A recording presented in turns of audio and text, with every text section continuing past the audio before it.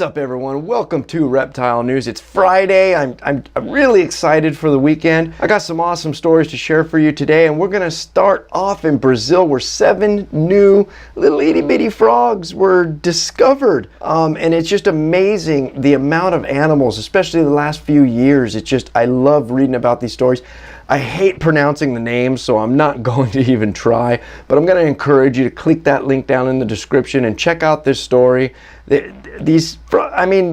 at the just amazing when new things are found. I mean, it's 2015 and we're still finding new undiscovered animals, and I love hearing about this stuff. And now we're going to move on to Texas, where Joshua Moring, if I pronounced that wrong, I'm sorry, but is recovering from a snake bite, or has recovered from a snake bite. And one thing that really, Joshua seems, for the most part, to kind of know what he's doing.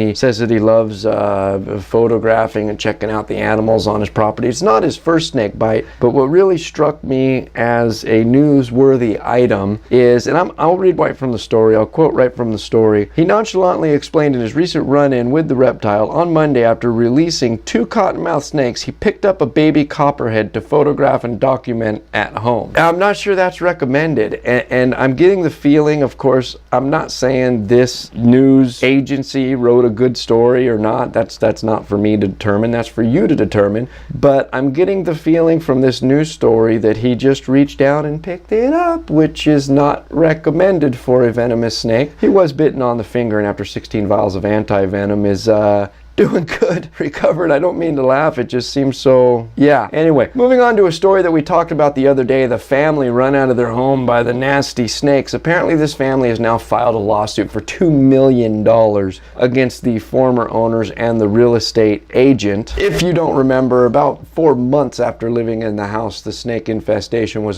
supposedly so bad, they had to move out. They spent a reported $60,000 in eradication efforts with apparently pest control companies who must have seen them coming, because I've never heard of such an absurd number for pest control. And they actually said in this most recent article that there were snake highways in their walls, and the smell of the snakes were going to bring in more snakes. And I apologize in advance for saying this, but the fuckery of this whole story just really has me going 10,000 different ways. And if anybody from this family in Maryland, or anybody that knows this family in Maryland, happens to come by the 1 in a billion chance of watching this, please, for the sake of everything that is mighty, find somebody that knows about snakes and talk to them. Stop wasting your money. This is one of the most ridiculous things I've ever heard of. And 2, how much do you want for that house? Because I'm very, very interested in it. And that, my friends, is going to be all your news for this Friday. I hope you have an amazing weekend, and I'll see you on Monday.